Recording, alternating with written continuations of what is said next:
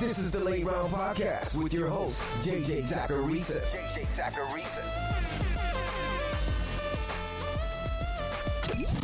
What's up, everyone? It's JJ Zacharisa, and this is episode 803 of the Late Round Fantasy Football Podcast, sponsored by FanDuel. Thanks for tuning in. I posted my rest of season rankings on the Late Round Fantasy Football Patreon. You can get those, live stream Q&As with yours truly, weekly rankings and tiers, and more by heading to lateround.com and learning more. Now it's the quickest show of the week, the 10 Trend Show. Let's do it. The Bears' offense is broken. Not only does it rank dead last in air yards per attempt, which doesn't make a whole lot of sense when you've got Justin Fields at quarterback, but Justin Fields is not running. He had just 4 rush attempts in week 2, and he's seen just 2 designed runs this year. That was pointed out by Connor Allen of 4 for 4. That rush attempt total was the lowest that Fields has seen in a game since week 11 of 2021. That was a game where he got hurt. If this continues, Justin Fields is going to fail, period. But here's the thing.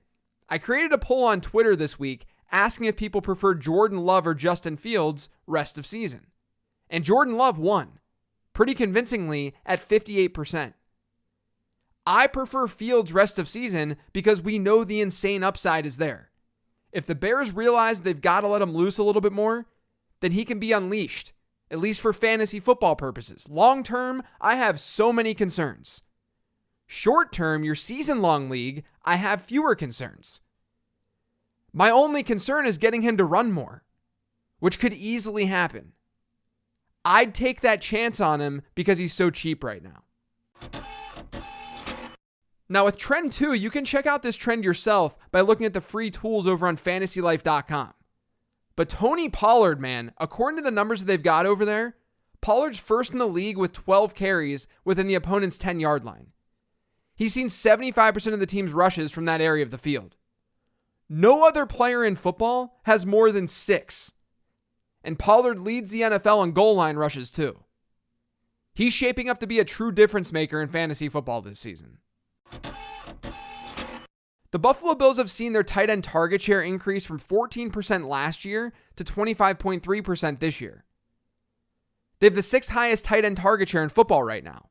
And they've run the most 12 personnel, so 2 tight end sets in all of football to start the year. They were dead last in 12 personnel groupings last year. As we all expected after the draft, Dalton Kincaid has seriously changed this offense. I don't think Deshaun Watson's going to happen. It's at least not trending that way. Watson currently ranks 22nd in PFF passing grade. He's 3rd worst in completion percentage over expected. He ranks only ahead of Zach Wilson and Kenny Pickett in expected points added per dropback. Now, I thought he was the right risk-reward bet this year in fantasy football strictly because of upside. But that upside's not going to hit if he keeps playing this poorly. He looks just like the awful quarterback that he was last year. We only have a 2-game sample, so my adjusted fantasy points allowed numbers aren't very secure, but they're still fun to look at. They're still fun to talk through. So far this year, the Chargers rank 1st in adjusted fantasy points allowed to wide receivers by a pretty wide margin. Week 1, they allowed the Dolphins to do work against them, and the Dolphins weren't as good in week 2, so that makes sense. But they look like a defense to target at the moment. And the team that's been the best for running backs in adjusted points allowed also makes plenty of sense. It's Chicago. In week 1, Aaron Jones went off against them. In week 2, Rachaad White had a nice outing. It's early, so these numbers are bound to change, but I think objectively, those rankings make plenty of sense. Nico Collins is crushing it this year. He's 3rd in air yards across the league. He's got a 23.5% target share. That's resulted in the 6th most PPR points at the position. According to my rest of season rankings, I'm higher on Nico versus where the consensus is at.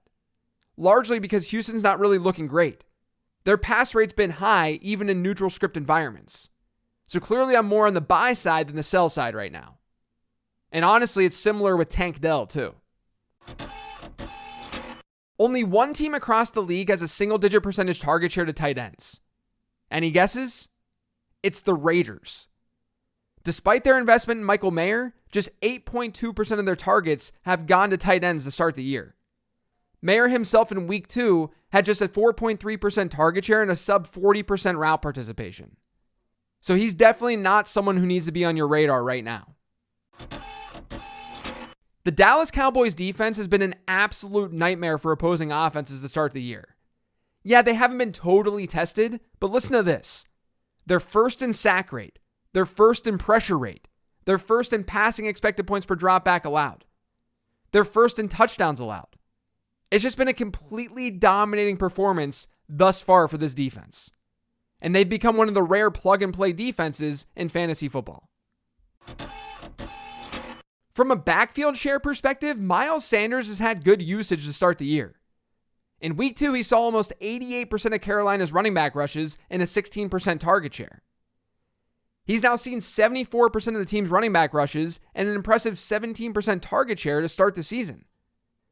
The problem is that the offense is being led by a rookie quarterback. It hasn't hit its stride. So Sanders isn't finding the end zone, and he hasn't been overly efficient. If the offense improves, Sanders could come through. So if you feel optimistic about Carolina, you might want to consider buying Miles Sanders. For me, he's just a hold. Now, speaking of running backs with rookie quarterbacks, this last trend, let's talk about Dameon Pierce.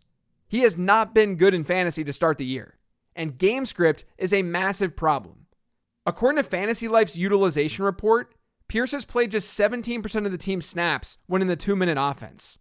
Devin Singletary has been that player. So Pierce, in turn, hasn't even hit a 50% snap rate to start the season. I wish I could sit here and say that things are going to get better, but I'm not optimistic that it's going to get better in week 3 because they get Jacksonville and they're huge underdogs. Maybe Pierce really gets things going against Pittsburgh in week 4. That's it for today's show, though. Thanks to all of you for listening. If you yet subscribed to the Late Round Fantasy Football Podcast, make sure you are by searching for it pretty much anywhere podcasts can be found. And don't forget to follow me on Twitter @LateRoundQB. Remember to check out the Late Round Fantasy Football Instagram. That's @LateRoundFF over there. Otherwise, thanks for listening, everyone. I'll talk to you tomorrow with the weekly Sleeper Show.